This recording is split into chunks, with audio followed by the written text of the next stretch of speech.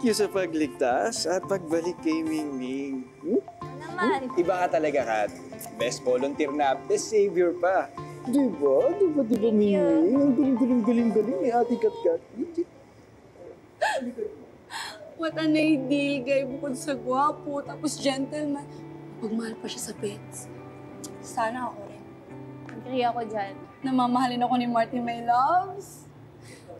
Na kapag mapagmahal yung isang tao sa pets, eh sure na mabuti yung puso niya.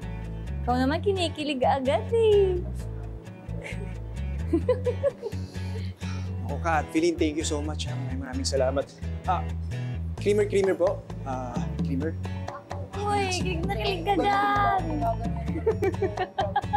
Buti na lang okay na.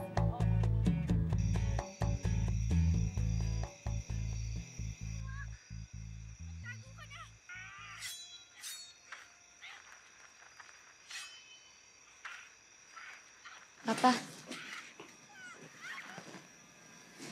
Buka nga muna dyan, nak. Mag-usap tayo.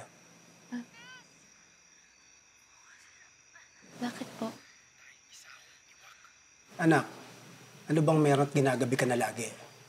Abay, nauna pa ako umuwi sa'yo, ah.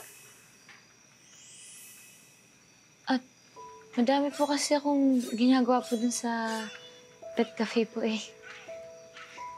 Baka naman napapabayaan mo na yung pag-aaral mo dahil sa pag-volunteer mo dyan sa pet cafe na yan. Hindi po.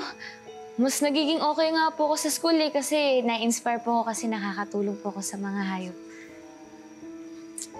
Bakit ba kasi gusto mo mag-alaga ng hayop, eh? Nakaka-allergy yan. Eh, kayo naman po yun pa. Eh, ako po naawa po ako sa kanila kasi pinapabayaan po sila pa eh. Wala po nag-aalaga sa kanila. Ako tong natatakot sa pinag-aagawa mo, anak. Sinasabi ko lang, hindi masama pagtulong. Mabuti yun. Huwag lang naman sana sobra-sobra. Baka ikapahamak mo eh. Paano ko naman po ikakapahamak na tumutulong po ako sa mga hayop? Eh, kumakagat ka. Anak, ayoko magaya ka sa mama mo.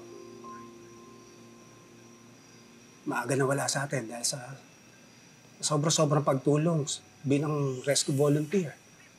Hindi lang sana nadagan na nanay mo ng semento nung nagre-rescue sa mga biktima ng lindol. Eh, di sana nandito pa ang nanay mo.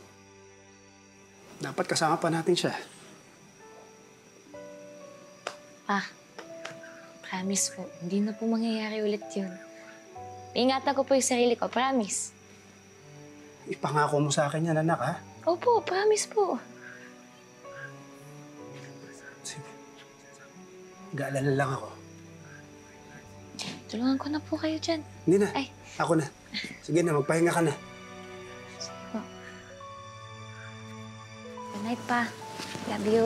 I love you. Good night.